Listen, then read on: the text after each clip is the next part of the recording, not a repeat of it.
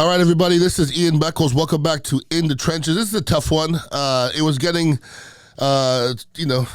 be second nature, these Victory Mondays or Tuesdays. This is an ugly one because I think we thought we took a step forward, and we definitely took a step backwards Sunday. Maybe we shouldn't be shocked, all right? Because if you're looking around the NFL's cyclical. In like 3 weeks you're on, 1 week you're off. The team that's hot, like a team hasn't even been hot for 4 weeks this year, maybe other than the Ravens, okay? Every other team wins 3, loses 1, loses 2. The Bucs aren't good enough to sweep the Saints. They're not, okay? We should have kind of known that was coming, okay? Because in that game on Sunday, the Bucs got grossly played on both sides of the ball. You know, there was times this year the Bucs won, and I thought they were outplayed. The last couple games, I thought they outplayed their opponents, and they won the game, and they looked good. This one, I don't give a crap what the score is. They got a good old-fashioned ass whooping, okay? So many things that happened in that game. It's just not a good feel going into the playoffs, so to speak. So if they win this week against Carolina, they're in. I believe if they lose, they still can get in a way or not. But you know, it's funny. If they win or lose and they get in, doesn't matter. It really doesn't. That's how funny football is right now. Football is funny. And if you were betting, you're crazy. Seriously. I'm telling you, you're crazy. And I put money on the Bucs last week. For the first time in a while, I was duped. I was like, nah, man, I gotta ride the momentum. They're going against the Saints. This is the time.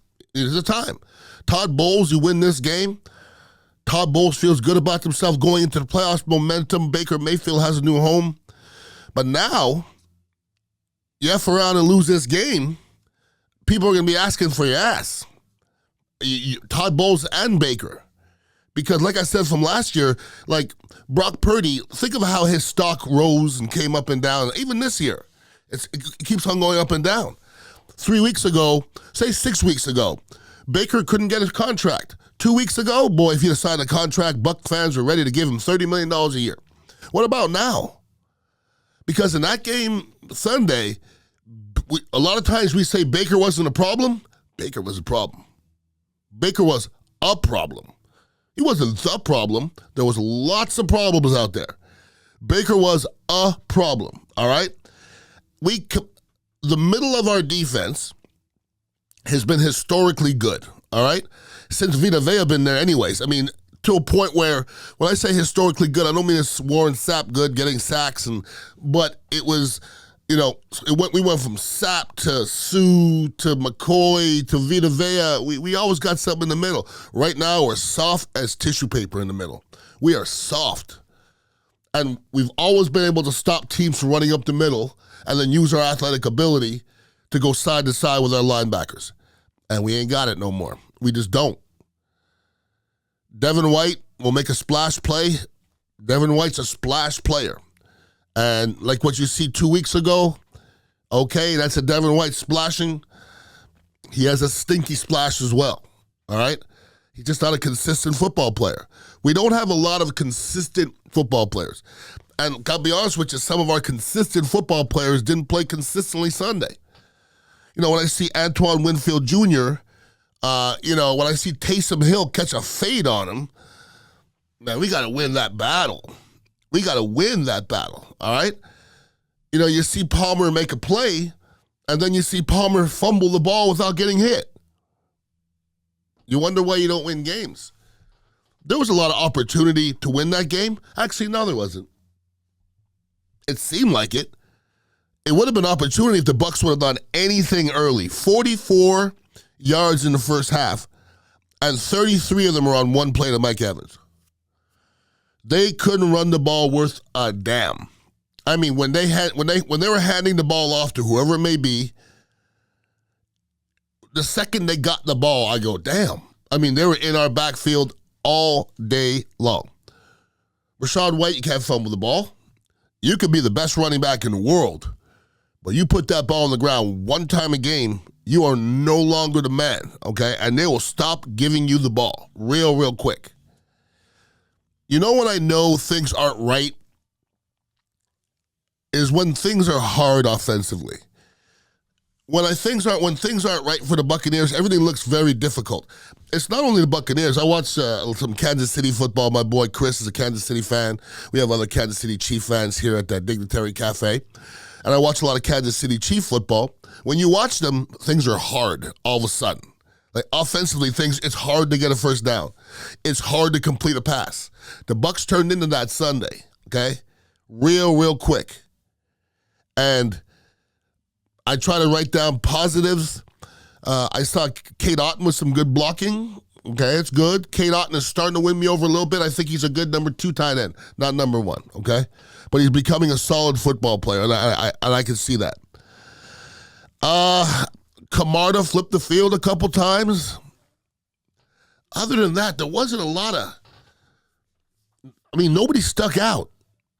The offensive line, as in general, that I've been giving A's and B pluses and B's to, you got a D minus. That was not pretty at all. A lot of people... Stinny, that wasn't a good one. You'll mark that one off as the worst one, okay?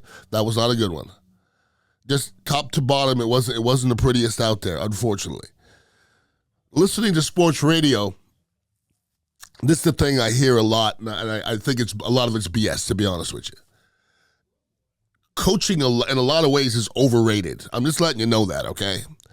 The great teams, the Buccaneers in the 90s, late 90s, and early 2000s, they called 1 or 2 or 3 or 4 plays. That's it. It's not about schemes. It's about football players.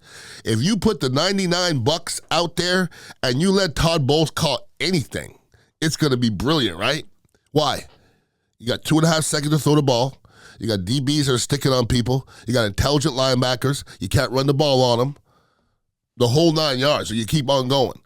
So I love when I hear people, we were out-coached. Todd Bowles was out-coached at Canals. Okay, you can't do that, people. You guys did that to Byron Leftwich. You made Byron Leftwich brilliant one year and then sucky the next year. It's your personnel. You think you could be a great play caller one year and then suck the next year? As a coach, I'm starting to coach now with Chamberlain. If my offensive line sucks, is it because I'm a bad coach? Think about that for a second, okay? I know what's wrong and right. If my offensive line sucks, am I a bad coach? Answer that question. I hope you're not saying yes. It's the players that I get. If I walk into and I got a bunch of Pro Bowlers, okay, Georgia the other day, Georgia signed 6 offensive linemen. The bottom of the range was 6'5.5", 335, and the top of the range was 6'8", 370. I'll coach them, and they'd be badass. Well, if you give me a little Timmy like this, and little squatty legs and big ankles, it ain't going to be the same now. So every time you say Canals a good play caller, just say it worked today. And when he's not a good play caller, just say the defense got him. There we go. Do we ever say when your Buccaneers shut somebody out or play their ass off defensively, do we ever say the other team had a bad play, game plan? Have you ever said that? We put too much into coaching, okay? And we put too much into schemes sometimes. We really do. Because some of the best teams, you go back to the Broncos in the 90s, they ran the same play over and over. The stretch, whoop, whoop, stretch, boot off the stretch. The Dallas Cowboys in the 90s, they ran downhill, straight downhill, a couple of play actions, they go deep a couple times. It was not rocket science, okay? It's just no game plan sucks. They're all good. They're all good. A lot of game plan, like your game plan is, okay, we're going to run a counter on the first play. If you get 0 yards, that's not because the defense was great. It's because it wasn't executed right. But now it's 2nd and 10. Now the game plan's out the door. The second play was supposed to be a little swing pass or whatever. So it's the way things unfold in the game. We put too much in coaching too often. But when I'm seeing players like Vita Vea not showing up, JTS is back in. JTS goes out. We look good defensively. JTS is back in because Shaq Barrett's not there. And what did it look like? And listen, I'm not a JTS hater. I just don't think he's a good football player. And you don't either. The film doesn't say he is. I don't hear anybody defending him. He's out there all the damn time. He don't do nothing except for avoid blocks. Not a fan. You could put Gill in there, anybody. There's a couple times I looked on the field and I was looking, I couldn't recognize any of the numbers. One time they had Gaines, Nelson, Gill, and Golston out there. Who the hell is that going to rush and when? Where is the electricity in that defensive line? So you can't polish a turd, unfortunately. And this is only one game. The Bucs just came off a winning streak. But at the end of it, let's get a reality check, everybody, okay? You need a reality check. In a normal year, we'd be out. This is not a normal year. Again, we've been blessed again. What the Bucs are is a 500 team in a historically bad NFC South. Think about if they played in another division. Think about if the Bucs played with the Cowboys. You really think that we have to play these Carolina twice, Atlanta twice, and the Saints are not that good? Okay, you know why? Because they don't really beat that many people. The South has just been eating each other up, but the South doesn't win any games outside the South. The South is not good. And you're a 500 team, and you think that we're anything? We're a fair to Midland team, and that's it. And where are we going to go if the Bucs mess around and sneak in the playoffs? Remember, I told you, they got a chance. If they sneak into the playoffs, and they might not sneak in, and they win against Carolina, they'll be in. That's not really sneaking in. If and when the Bucs get in the playoffs, you're not watching football if you give the Bucs no chance to be at home. You're not watching it. You're not. Which team are you watching? The Eagles? The Lions? The Cowboys? The 49ers? Who else is there? They're all beatable. Kansas City? Buffalo? Ravens look good, but like Ravens can poop on themselves next 2 weeks. That's what the NFL is about, and that happens all the time. So we could keep on saying, no, the Bucs, when they get in the playoffs, are going to get the. You don't know that. You don't know that. Now, would I bet my house on them? No, absolutely not. But they were starting to do some things consistently. They took a huge step back last week. But this is the thing. This is about as real as I can get. The Bucs go to Carolina. The Carolinas, they haven't won a game yet on the road. They've won 2 games at home. So they're thinking they're going to win this game. And don't think that they're just going to throw this game. No way. They're going to want to win. The people in that locker room are going to want to win. The people up top, I can't speak for them. Because that does happen when people up top don't want to win. That does happen. I've been part of it. But they're not just going to let the Buccaneers walk in there and just trounce them like that. It would make their season. Like, they all want to come back next year, right? They all want to have a job next year. All I knew was, on all those crappy Buccaneer teams that I played on, in the last game of the season, this is what you have to understand. If and when there's a new regime, and you have to think that my first year I had Perkins, second year I had Williamson, third year I had Sam White. So I had 3 coaches in my first 3 years. Whatever regime comes in, do you think that they put in week 1 or week 17? They're going to put in week 17 to see how people ended the year. So if you're in there just kind of lollygagging and like, they're going to cut you. They don't want that guy. So Carolina's going to be out there fighting, yo. I promise you they're going to be out there fighting, okay? And the Buccaneers got to figure things out because going into the playoffs, none of that's going to be easy. And they going to get it's not going to be easier. And if they lose this game, I'm not sure Todd Bowles survives. If they lose this game, I'm not sure Baker survives. I'm not sure. Because if they go below 500 and don't make the playoffs, you're going to give Baker Mayfield that contract? I'm not sure if that makes any sense at that point. The Bucs just have to figure out a way to beat Carolina. That's all. I think they're better than Carolina. That being said, Carolina still has a 40% chance of winning because it's the NFL. It's the NFL and it's a Sunday. And they got some pretty good football players over there, even though they haven't been playing well. Let me touch on this one thing before I get out of here. That Lions and Cowboys game, the end of that game, I was watching it live. I didn't have any money on it. I don't give a crap. I'm not a Lions fan. I'm not a Cowboys fan. with all the conspiracies going on right now about the NFL and games being fixed, that was bad luck. That was really, really bad luck, okay? That's all I'm going to say. I'm not a big conspiratorial type person. That was a bad look. Because you know why? Because when an NFL player messes up, he gets fined. I do a podcast with Derek Brooks called Brooks and Beckles. I find out he's one of the fine guys, so he's like a narc. He's one of the fine guys. Do you know when NFL players get fined for face masks? What?